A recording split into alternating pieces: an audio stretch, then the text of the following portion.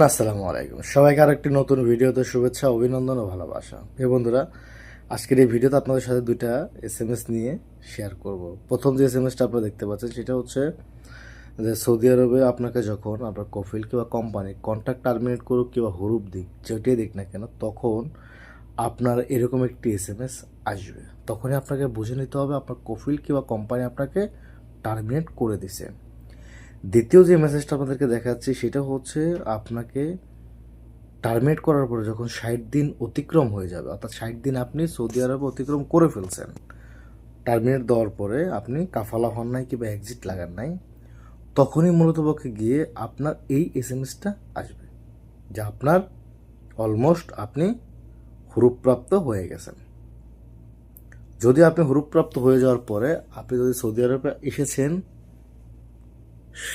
1 বছর অতিক্রম করে থাকেন, তাহলে আপনি নিমিশেই কাফালা হয়ে যেতে পারবেন।